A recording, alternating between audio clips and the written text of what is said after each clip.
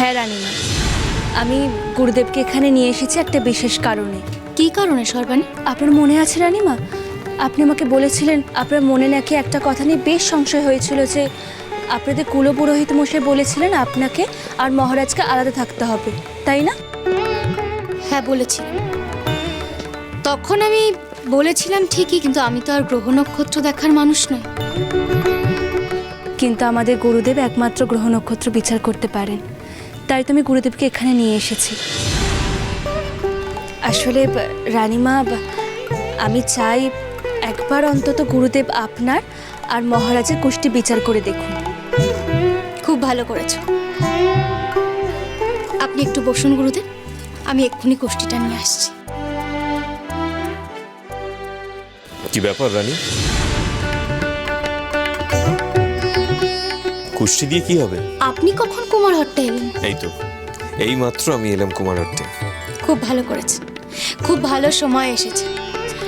আপনারা একটু কথা বলুন, আমি এক্ষুনি আসছি।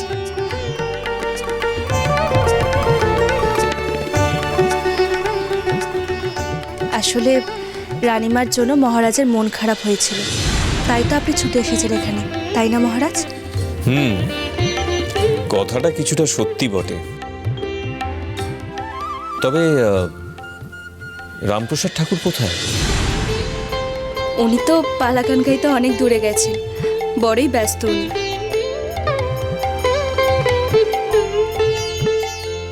নিন গুরুদেব।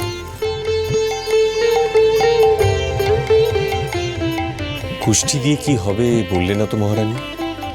আসলে মহারাজ, গুরুদেব আমাদের কুষ্টিটা একবার বিচার করে দেখবেন। আচ্ছা আচ্ছা,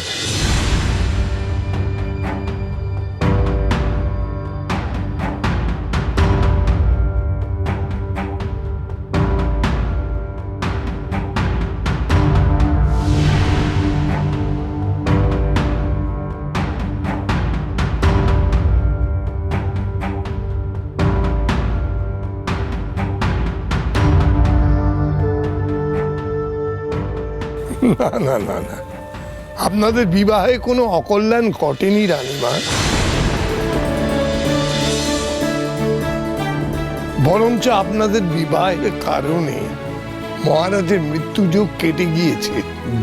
দুটো বড় ফাঁড়া থেকে বেঁচে গেছেন মহারাজ।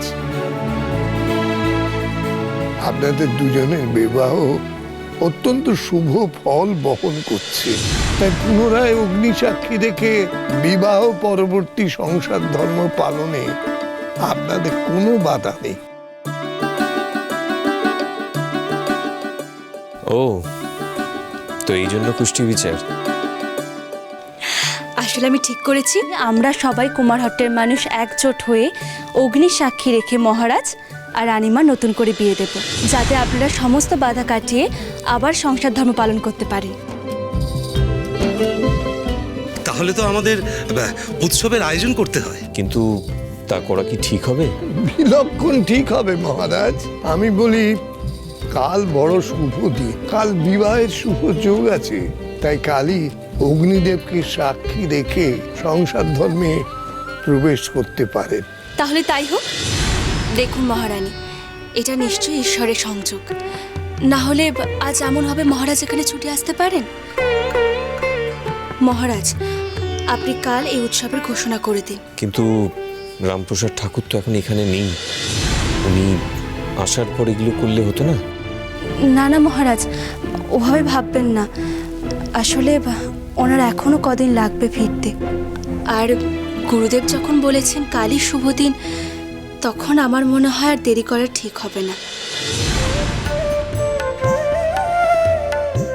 রানীমা আমাদের জন্য অনেক কিছু করেছেন, আমাদের গ্রামের জন্য অনেক কিছু করেছেন, বিপদের সময় আমাদের পাশে দাঁড়িয়েছেন। আপনারা যাতে নিজেদের সংসার ধর্ম ভালোভাবে পালন করতে পারেন, তাই আমরা সবাই মিলে যেটুকু নিয়ম পালন করলে বিবাহ সম্পন্ন হবে সেটুকু নিয়ম খুব ভালোভাবে পালন করতে চাই। মহারানী, তুমি কি চাও? আমি আর কি বলবো মহারাজ, আপনার যা ইচ্ছা আমারও তাই ইচ্ছা। বেশ, তবে তাই হোক। দেওয়ানজি, কুমারহট্টে ঘোষণা করে দিন কালই রাজপ্রাসাদে সবার সাদর আমন্ত্রণ।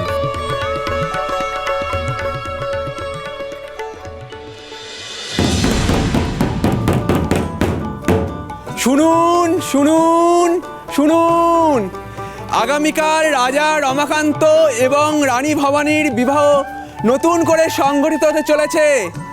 এই উপলক্ষে কাল সন্ধ্যায় প্রীতিভোজ অনুষ্ঠানে আপনাদের সকলকে রানী মহলের সাদর আমন্ত্রণ রইল।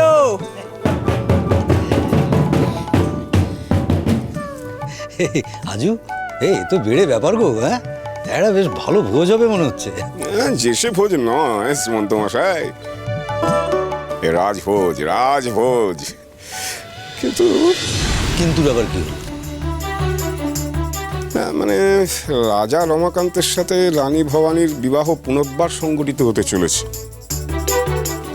এই বিষয়টা ঠিক বোধগম্য হলো না। আরে তুমি জানো না, এতদিন বিবাহ হওয়ার পরেও এই তোমার তোমার এত কৌতূহল কিসের? হ্যাঁ, না ঠিক বুঝতে পারছি না বলে আর কি জিজ্ঞাসা করছিলাম। শোনো শোনো শোনো শোনো শোনো আদিবাসী, এই এত কিছু বুঝে কোনো কাজ নেই। এই রানী মহলে নেমন্তন্ন পেয়েছি, কবজি ডুবিয়ে খাবো ব্যাস। হ্যাঁ, তাও বটে তাও বটে।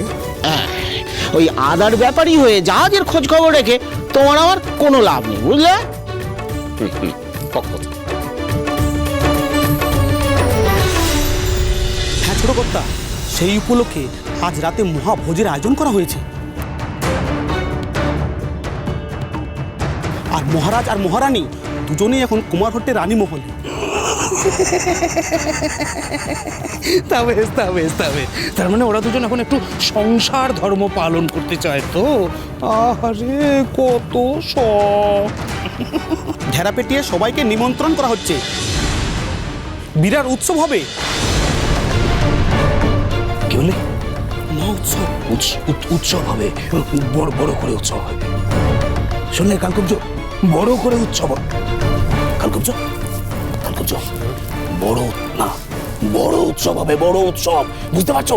বড় উৎসব। এই উৎসবটাকে একেবারে একেবারে পণ্ড করে দেওয়া যায়, পণ্ড করে দেওয়া যায় কিভাবে? তোমার মাথায় কোনো উপায় আসছে? তোমার শয়তানি মগজে কিছু খেলছে?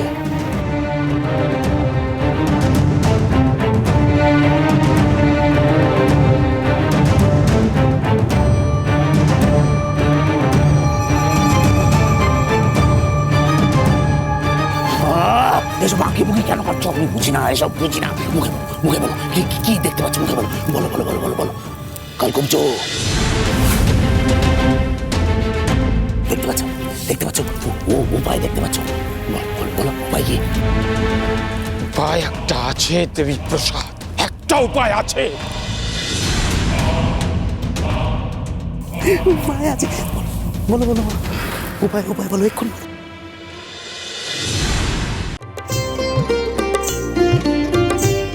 না না, এসবের কোনোটাই ঠিক আমার পছন্দ হচ্ছে না শাখারি।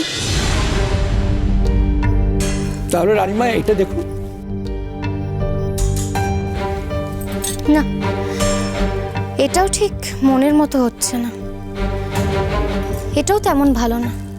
সর্বাণী, তুমি দেখো তো তোমার কোনোটা চোখে ধরছে কিনা। এগুলোর মধ্যে কোনোটাই আপনার যোগ্য বলে মনে হচ্ছে না রানীমা। শোনো শাখারি, আমার মোটা মসৃণ জাবনা কাটা তিত কৌড়ি শাখা চাই, রাজমুকুটের কাজ করা থাকবে।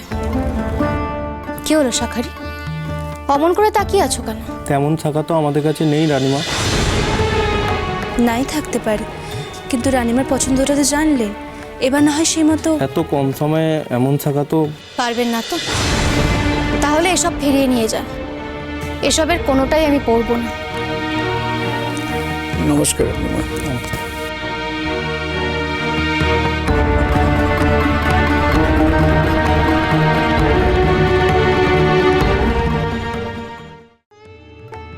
আপনি যদি অনুমতি দেন একটা কথা বলবো।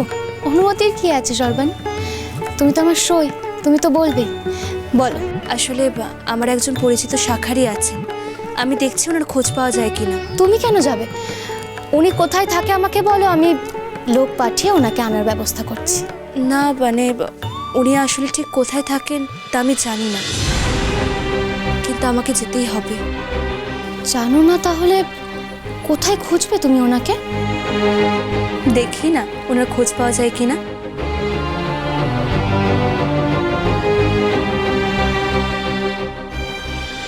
সর্বাণী গেল ঠিকই, কিন্তু ও যদি শাখারিকে না পায় তাহলে এ তো মহা বিপদ হলো। শাখা না পেলে বিয়ে কেমন করে হবে? আর হাতের সময়ও না যে লোক পাঠিয়ে আমি শাখারি বাজার থেকে শাখা কিনে আনবো। কি উপায় তাহলে এখন? শাখা নেবেন রানীমা?